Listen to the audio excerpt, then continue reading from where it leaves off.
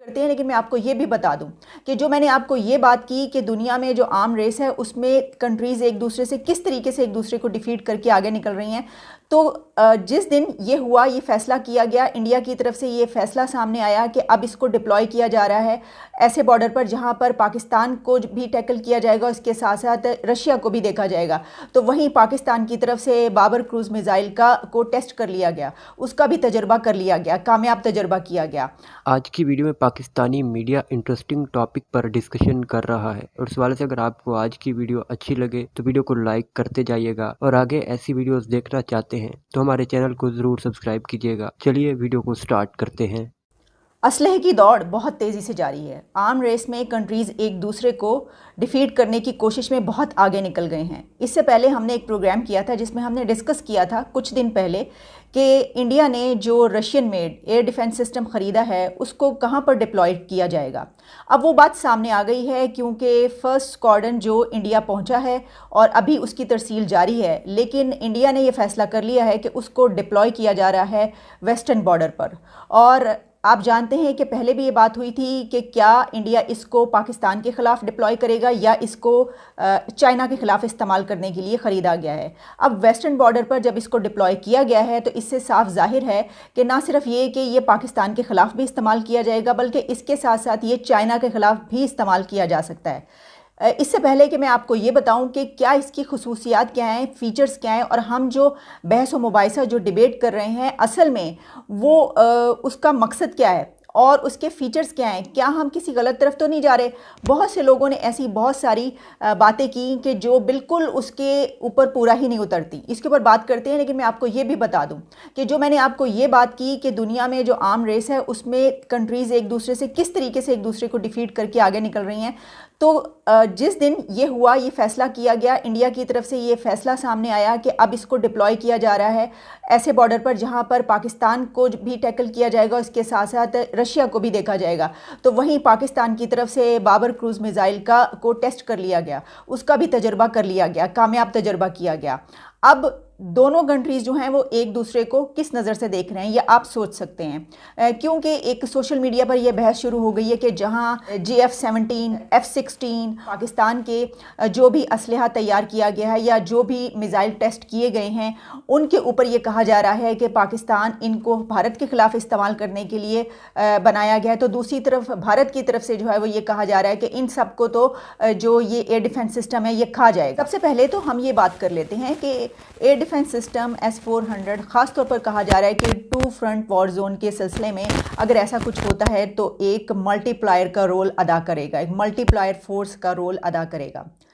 इसका सिस्टम क्या है, इसके फीचर्स क्या हैं। कोई भी अगर किसी तरफ से भारत पर हमला होता है और कोई मिज़ाइल फायर किया जाता है, कोई इस तरह की हरकत सामने आती है तो उसको ये सिस्टम फ़ज़ा में ही रोक लेगा। तो एक तरह से हम ये कह सकते हैं कि भारत ने ये अपनी सिक्योरिटी के लिए लिया है। और इससे पहले इंडिया की तरफ से ये बयान सामने आ चुका है, एक ये स्टैंड सामने आया है कि दरअसल ये जो सिस्टम ख़रीदा गया है ये चाइना के ख़िलाफ़ भारत ने अपनी हिफाजत के लिए लिया है, अपनी सिक्योरिटी के लिए लिया है। लेकिन अल्टीमेटली बात वहीं पर आ पहुँचती है कि अगर पाकिस्तान और इंडिया के बीच कोई ऐसी सिचुएशन पेश आती है कि जिसमें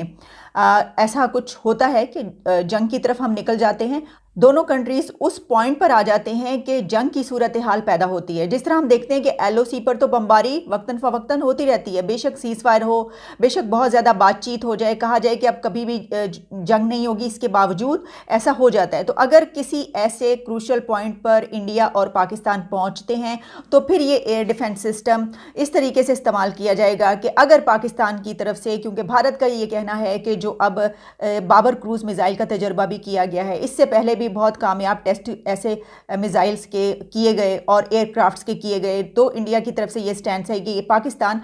इंडिया पर हमला करने के लिए ये तमाम असलहा तैयार कर रहा है। तो अगर ऐसा कुछ किया जाता है जंग की सूरत में, पाकिस्तान की तरफ से कुछ ऐसा वहाँ पर फेंका जाता है, ऐसी सूरत में जो एयर डिफेंस सिस्टम है वो उसको रोक लेगा और फ़ज़ा में ही उसको मार गिराएगा या ख़त्म कर देगा या तबाह कर देगा। ये है उस सिस्टम का बेसिक फ़ीचर।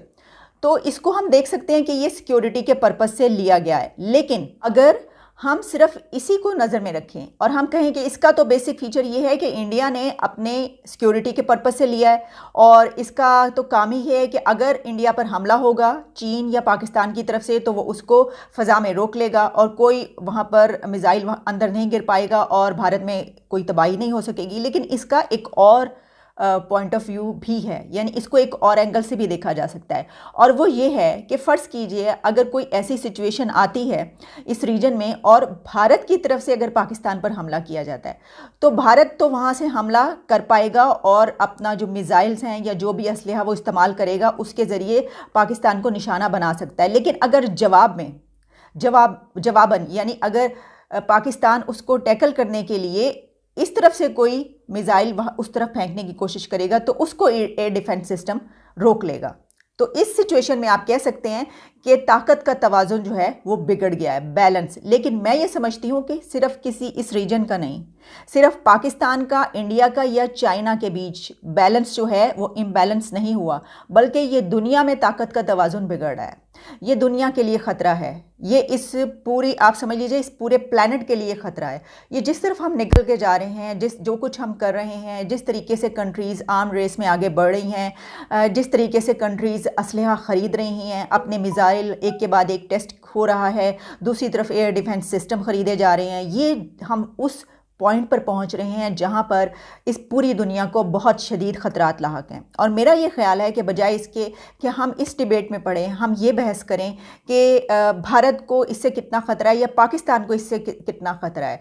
या भारत ने ये पाकिस्तान के ख़िलाफ़ इस्तेमाल करने के लिए वहाँ पर डिप्लॉय किया है एक ऐसे बॉर्डर पर जहाँ पर पाकिस्तान को टैकल किया जा सके, या पाकिस्तान ने बाबर मिसाइल जो है, बाबर क्रूज़ का जो टेस्ट किया है वो इसलिए किया है ताकि वो भारत पर हमला कर सके, या चीन को से हिफाजत के लिए भारत ने किया है। इसके बजाय हमें ये इस बहस में पढ़ना चाहिए कि ये जो कुछ हो रहा है और जिस तरीके से हम असलहे की दौड़ में पड़ गए हैं, जिस तरीके से आर्म रेस इतनी तेज़ी से जारी है कि अब तो लगता है कि पूरी दुनिया एक असलहे का ढेर बन चुकी है। तो इस सिचुएशन में इस प्लैनेट का क्या फ्यूचर है? ये जिसको हम कहते हैं ग्लोबल विलेज, ये ग्लोबल विलेज इस वक्त एक बम की सूरत इख्तियार कर चुका है कि बस एक तीली जलने की देर है और सब कुछ तबाह हो जाएगा। एक तीली लगने की देर है, सब कुछ फट जाएगा और फिर जो असलहा एक दूसरे की तरफ चलेगा वो इस दुनिया को तबाह कर देगा। तो बजाय इसके कि मेरा ख्याल है कि हमारा जो पॉइंट ऑफ व्यू इस वक्त बात करने का मैं देख रही थी सबका है, वो सिर्फ ये है कि भारत, इंडिया, चाइना, हम कंट्रीज़ को इस तरीके से देख रहे हैं कि देखो उसने हमारे खिलाफ ये बना लिया, देखो उसने हमारे खिलाफ ये कर लिया। पाकिस्तान की तरफ से मैं देख रही थी सोशल मीडिया पर ये आ रहा था कि जिस दिन इंडिया ने ये किया है उसी दिन पाकिस्तान की तरफ से एक बहुत बड़ा फैसला ये किया गया कि बाबर क्रूज़ मिसाइल का तजुर्बा कर लिया गया। तो इसका मतलब ये हुआ कि हमने भी मुंह तोड़ जवाब उनको दिया है। तो दूसरी तरफ भारत की तरफ से मैंने देखा सोशल मीडिया पर ये लिखा जा रहा था कि ओहो तुम्हारे जो GF-17 थंडर हैं, F-16 हैं, ये जो बाबर क्रूज़ मिसाइल है, इसको तो जो रशिया से हमने ख़रीदा है डिफेंस सिस्टम वो खा जाएगा, वो तो एक लंच में खाएगा, डिनर में खाएगा।